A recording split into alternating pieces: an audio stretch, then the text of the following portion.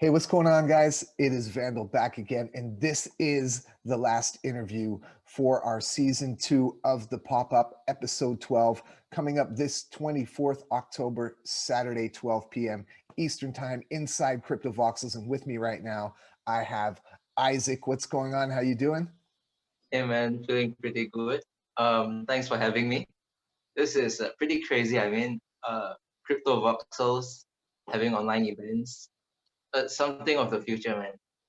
Hey, thanks a lot. I really appreciate you taking the time out of your evening or night over there in Malaysia to, jump on a call with me and do this interview.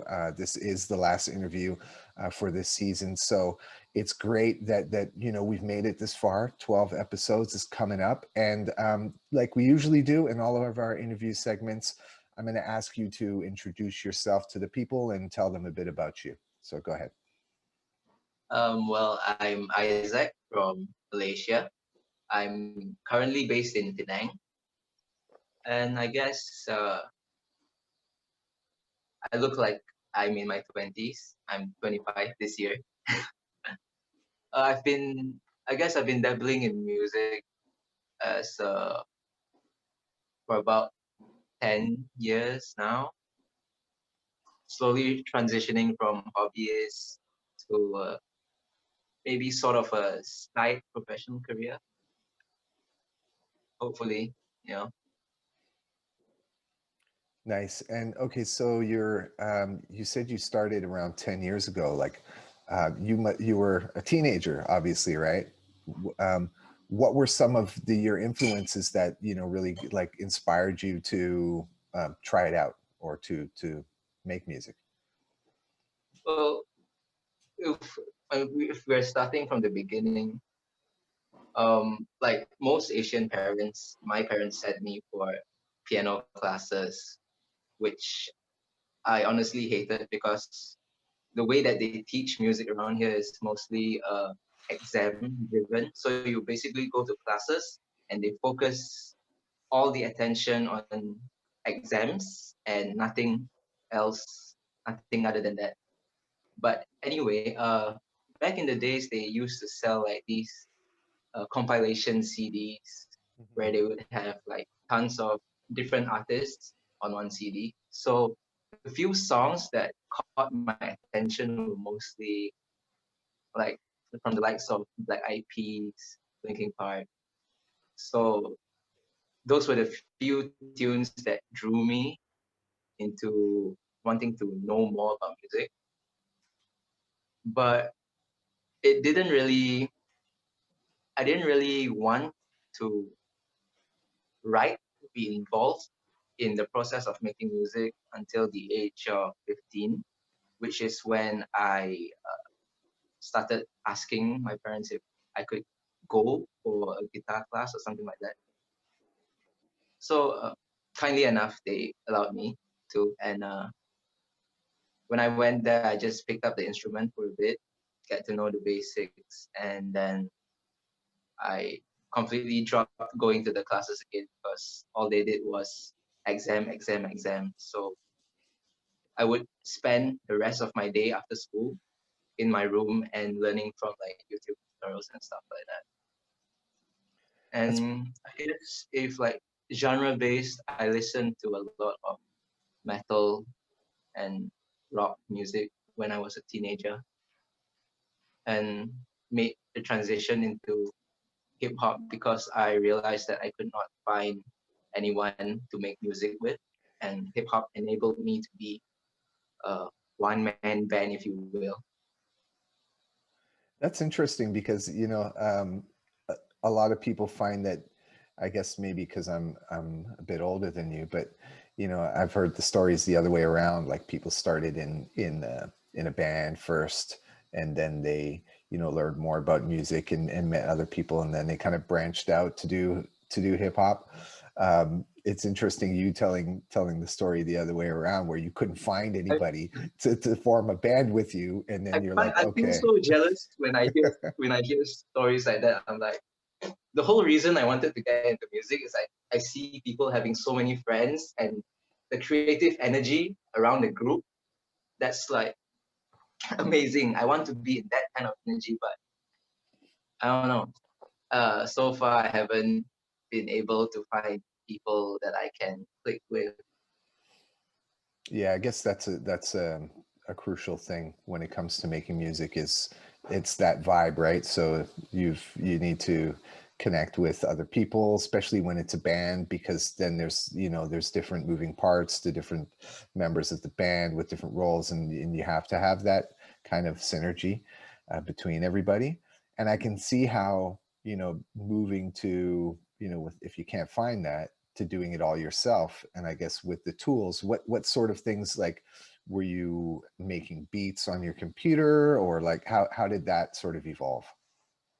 Um, s- I started writing like, those pretty lame acoustic songs and just writing lyrics and slowly picking up the whole workflow of putting a song together.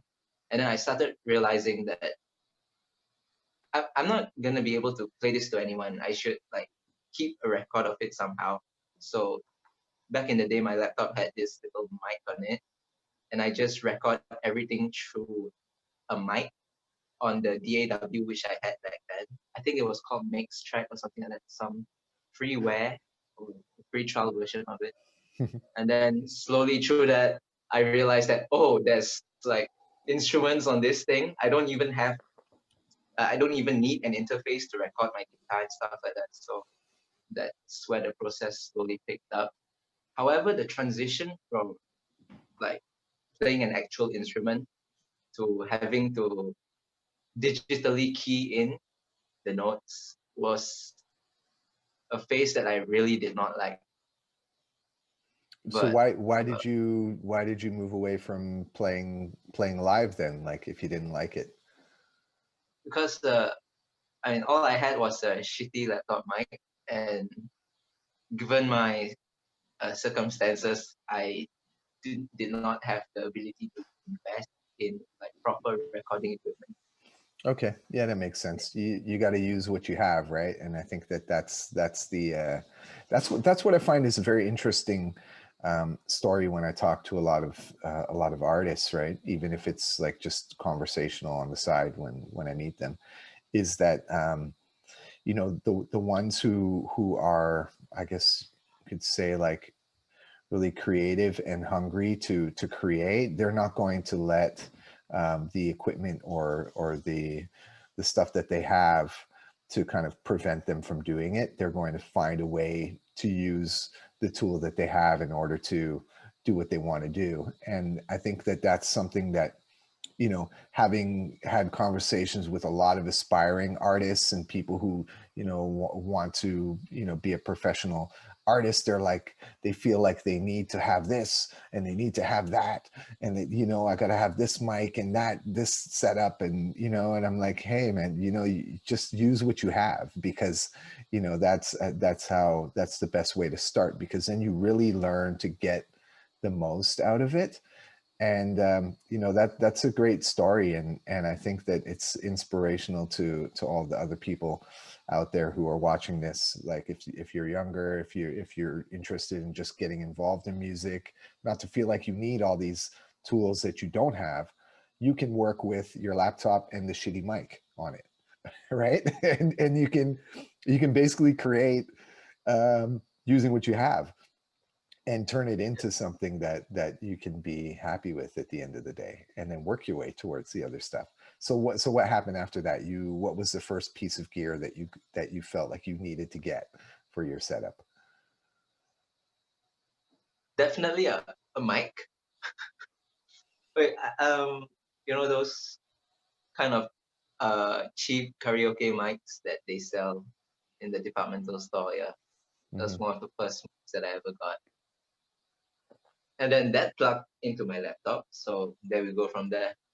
So a little USB mic then, right? Yeah, back when computers had the little 3.5 jack Okay, all right. separate microphones. Yeah, Yeah, yeah, the okay. the signal was horrible, but Hmm. Yeah, well, that's cool. Cool. Okay, so maybe like tell us a bit more about the recent stuff that you've been working on, right? Like since you started posting to SoundCloud and sort of figuring out what your style is and moving that direction. Um, you know, can you tell us a bit about your creative process for that? I guess I started dabbling with so-called rap or hip hop perhaps like 3 to 4 years ago. So I started out pretty experimental. Was just making stuff, putting it together, making sure that it was a full complete song. Not really caring too much about sticking to a genre. At that time, I had a different stage name, so I've been floating around lots of stage names. But I guess the best part about that, constantly changing my names is that I don't contain myself within a certain mindset. I can, it's like it's better to move on and be able to constantly expose yourself to new things rather than tie yourself down to a certain persona. Um, After that, I focused on making sure the whole production process was more listenable and enjoyable to the public audience. Because I realized most of the time was just focusing on putting things together, not really caring too much about the end recipient of the product. So when I changed my name to Isaac Holy Boy or Holy Boy, whatever it is, I focused a lot on the mixing and mastering production process, a little more than I did last time. And I constantly forced myself to push out as much songs as I could, regardless of the regardless of what I felt about it. Just get it done, get something done. That's the whole end game of it, I guess. And this song, Look at the Stars, is probably the last song I might ever put out as Holy Boy. I'm currently taking a break from all that, just doing work for other people and letting myself rest for a bit and figure out what I want to do with my music. Okay, so I guess this is a great moment to chat about the song and the collaboration with Sparrow, and also like at your turning point, right? So this is kind of like the fruit of all your labor up until this point is this track, Look at All the Stars. And then now you're kind of reflecting, I guess, looking at all the stars, thinking about what to do next, and kind of just taking a step back from things. So it's that's really great. Like, I think that, for this piece, I think that this is an awesome way to kind of transition. Can you tell us a bit about your experience doing the collaboration and the process behind the collaboration with Sparrow? Yeah, was pretty cool that Sparrow could immediately pick up on the kind of vibe that was going through on the music. I love the fact that he went for a glitch kind of art, which, with my heavily auto-tuned vocals, that works. However, I felt like there wasn't enough interaction between the both of us. Like we could definitely have interacted a little more before the art came together, but still, art is art. I mean, you can't overthink it. But it's crazy what he did. I loved it. So you'll be able to check out the interview with her as well, because we have it up. I guess maybe you didn't know Sparrow is a she, and it's okay. No, no, Sorry. because you do things online. Sometimes you don't know Yeah. people, and really, and if you're just emailing and stuff. But yeah, like we did interview Sparrow, so there'll be the interviews of both of you up. So it'll be kind of fun. Like I don't know, maybe afterwards you can watch the interview with her and then hear what she has to say about the creative process, and then she could be watching this to to hear from you about how the creative process was. And this is something I think that is really exciting for me, and why I do these things is really because I love to be able to create a platform, to provide a platform for people to come together and collaborate. And this is like one of like you know it's not really about the outcome at the end of the day. It's about the process, it's about the journey. And that's what I really love is the actual journey. I mean, of course it's fun when we get to the show and we're in crypto voxels and things are happening around and it's all like happening live, but it's the process that really excites me, which is why I love to ask the questions and talk and have these interviews, because we can explore that in more depth, and we can hear that from the artists like yourself in explaining it. So you've had a chance to come into Crypto Voxels. Have you experienced any of the shows yet? I mean, I was walking randomly through the place, but to be honest, I was lost. That was your first time? I was like trying so hard to move around. I'm not used to this kind of stuff, but Okay. I did my best. Are you a gamer? Do you play video games at all?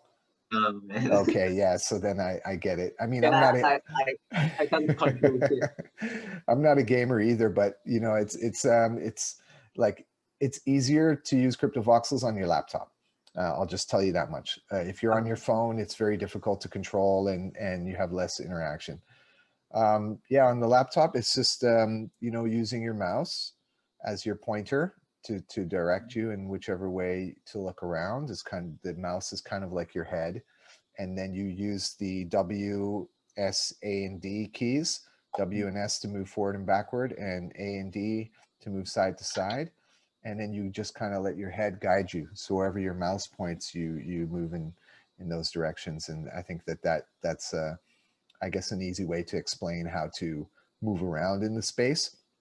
But I understand, because when I first went into Crypto Voxels, I was like, whoa, and I'm looking all around and I'm like going here and going there, and it's so easy to get lost, and then you're like, how do I get back to where I was?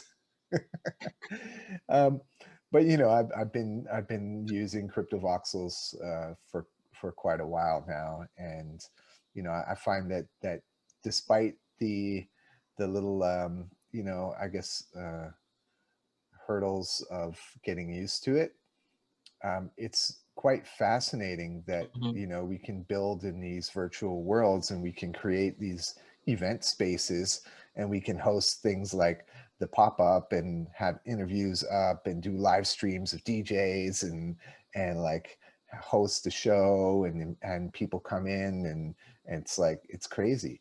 And yeah, like it's this is, I think, the future in a lot of ways, although it's not quite what people might think with Ready Player One or something like that, right? It's not quite at that stage, but we're still in the very early days, and I'm excited for what's to come there. You were asking me before we started the interview about cryptocurrency and blockchain stuff. Are you familiar at all with any of the elements of crypto and blockchain? Well, uh, I I recently created oh, crypto wallet, I guess it's called crypto wallet. So there's been like faucets and stuff that I've been going to trying to collect what little bits of Ethereum that I can get. Mm-hmm. Nice. Which So which wallet yeah, are you using? um, I think I have Coinbase. Okay. I made a MetaMask and uh, some other wallets, but I think I'm using Coinbase. I transfer like everything to Coinbase. Mm-hmm. So with CryptoVoxels, I think the best wallet to use, I think there's only a couple of wallets you can connect, but MetaMask is the one that is best to connect. And you're able to, like, when you come in world, right, if you're not, I guess, connected with your wallet and have already have a name, like, you've got to kind of purchase your name first. It's basically just performing an Ethereum transaction, and then you just secure your name in CryptoVoxels. But without a name, you're just kind of a random avatar, and you're kind of naked in the world of CryptoVoxels. But it's pretty cool because it allows anybody to just kind of pop in. And the common question for first timers who pop in, they're like, how can I change my name? And then you have this whole process of telling people. Yeah, and it's kind of cool that you've already, started to dabble into it and collect some Ethereum. And I'm happy to say that being a part of the Popup Season 2, you will be receiving some Ethereum. So yes, there is a pool that is going to be shared amongst all the participants, regardless of if there are any sales or not on the NFTs. So I guess, one of the last questions would be, do you know what an NFT is? Let me ask Google. You can I ask don't. me. I'm right here. Okay, so like, I guess an NFT is a unique digital asset that's one of a kind. So for example, like, you have other digital assets like Ethereum, right? So Ethereum is a fungible token, which means it's like a ringgit. You have all the ringgits, they're all worth the same amount. There's a total supply of ringgits out there. And if someone gives you 10 ringgit and you give them a 10 ringgit, it doesn't matter, it's still worth the same amount. But with an NFT, it's non-fungible, meaning that there's only one, and you can give that one particular digital asset a set amount of value, and then you can introduce that into the marketplace. And then if people like it, for example, its use case would be for like collectibles, trading cards, art, music, video. Now we're starting to move in that direction. We're just starting to have music with NFTs now, which is something that we're happy at DAOrecords to kind of be pioneering in that sense. And it's kind of like, there's so many different use cases, I think, that makes NFTs very interesting. And yeah, and now you're gonna have an NFT, it's gonna be a lot of fun. And it's something that I think that if you're getting into this world of crypto and blockchain stuff, you might want to explore NFTs for your art and that kind of thing. Enough of my sales pitch, So do you have anything you want to add, any shout outs you want to give? Tell people, I mean, I know you're taking a break, but like, tell people what any of the other stuff that you're working on, what to expect. That I'll hand the floor over to you before we close the interview. Well, I guess I might remove my name completely from my music, but I'll still be making stuff. So if you connected to me on social media, probably know where to find. All right, that's mysterious.